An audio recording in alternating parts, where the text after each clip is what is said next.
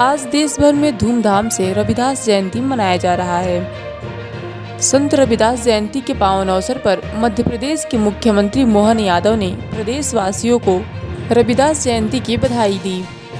इस दौरान उन्होंने कहा कि सामाजिक असमानता, छुआछूत, आडंबर के खिलाफ रविदास जी का जीवन अद्वितीय रहा है। मैं उन्हें श्रद्धांजलि अर्पित करता हूँ। मुख्यमंत्री ने आगे कहा कि प्रधानमंत्री मोदी संत रविदास जी के दर्शन के आधार पर पूरे देश को दुनिया के सामने एक आदर्श देश के रूप में विकसित कर रहे हैं। मध्य प्रदेश सरकार भी इसी दिशा में आगे बढ़ रही है। सागर में संत रविदास का एक बड़ा धाम बनाया जा रहा है। जहाँ जहाँ रविदास जी के पद चिन्ह हैं, हम उन्हें तीर्थ स्थल के रूप में विकसित कर रहे हैं। मैं प्रदेशवासियों को, देशवासियों को बधाई देना चाहूँगा।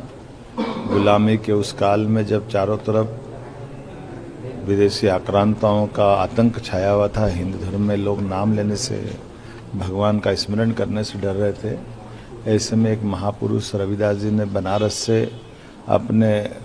में माँ गंगा के किनारे घाट पर भक्ति, सद्भावना, असमानता, ऐसे कई विषयों को लेकर अपनी एक नई यात्रा प्रारंभ की।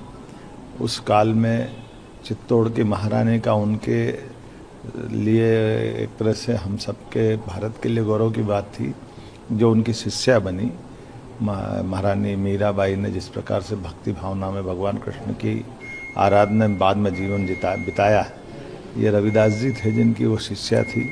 और चाहे बनारस के राजा हो या आम जनता हो, हर व्यक्ति के लिए जीवन में भक्ति का संदेश देते हुए, और उनकी भक्ति का मूल आधार ही भगवान राम और कृष्ण थे। उनके लिए राम नाम का जाप करना, परमात्मा व्यक्ति के शरीर के अंदर है, उसको केवल एहसास कराने की ज़रूरत है। उसके लिए भारी आडंबर की कोई ज़रूरत नहीं है। और भक्ति के माध्यम से हमने अपने जीवन मूल्यों को जीने के लिए सबको प्रेरित किया। सामाजिक असमानता के खिलाफ, छुआछूत के खिलाफ, आडंबर के खिलाफ, अंधविश्वास के खिलाफ, ऐसे सारे मामलों में रविदास जी का जीवन अद्वितीय रहा है। जात पात पूछे न कोई, हरि का वजह सो हरि का हो, ये अगर उदात्त विचार किसी का दिया तो ये रविदास जी का विचार है।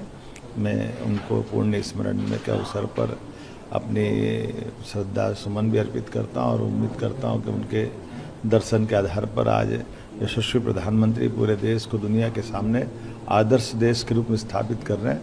मध्य प्रदेश सरकार भी इस दिशा में चल रही है। इसलिए रविदास जी के लिए बड़ा धाम हमारा सागर में बन रहा है, लगभग बहुत बड़ी राशि से। और उसी प्रकार से उज्जैन सहित कई स्थानों पर जहाँ जहाँ रविदास जी के चरण के चिन्ह हैं, उन सारे स्थानों को हम तीर्थ के रूप में विकसित कर रहे हैं। और उससे बड़ी बात, उनकी भावनाओं को लेकर सबके बीच जाने की ज़रूरत है। इसलिए रविदास जी के विचार को स्कूल पाठ्यक्रम में भी हम लाए हैं। मेरी अपनी ओर से रविदास जयंती की सबको बधाई।